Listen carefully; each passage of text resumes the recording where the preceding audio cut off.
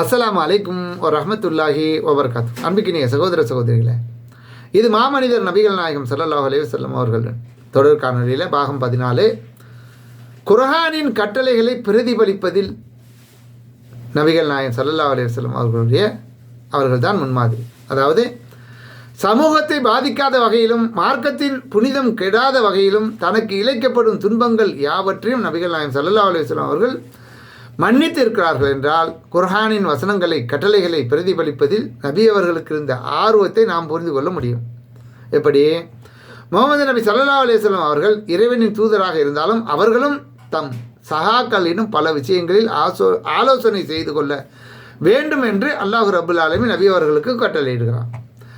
அதாவது காரியங்களில் அவர்களுடன் ஆலோசனை செய்வீராக, உறுதியான முடிவு செய்துவிட்டால் அல்லாஹ்வையே முழுமையாக சார்ந்திருப்பீராக, தன்னையே சார்ந்திருப்பவரை அல்லாஹ் நேசிக்கிறான் என்று 3வது அத்தியாயம் 159வது வசனத்தில் அல்லாஹ் சொல்லி காட்டுகிறான்.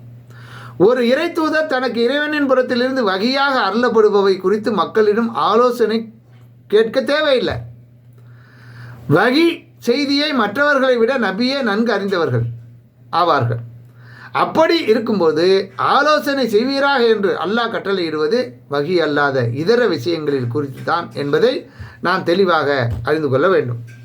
இறைவனின் இந்த வசனத்திற்கும் நபிகள் நாயகம் ஸல்லல்லாஹு அலைஹி வஸல்லம் அவர்கள் அழகாக செவி சாய்த்துள்ளார்கள். எப்படி நான் அல்லாஹ்வின் தூதராயிற்றே, சமூகத்தில் பெரும் அந்தஸ்து மிக்கவனாயிற்று, நான் போய் மற்றவர்களின் ஆலோசனை கேட்பதா என்று கர்வம் கொஞ்சம் கூட ஒரு துளியும் இல்லாமல் பல விஷயங்கள் குறித்து நபிகள் நாயகம் ஸல்லல்லாஹு அலைஹி வஸல்லம் அவர்களிடம் ஆலோசனை செய்திருக்கிறார்கள். ஆலோசனை கேட்பது மட்டுமின்றி மற்றவர்களின் கருத்துக்களை சரியானதாக இருந்தால் அதையும் அதற்கும் மதிப்பளித்து ஏற்றும் கொண்டிருக்கிறார்கள்.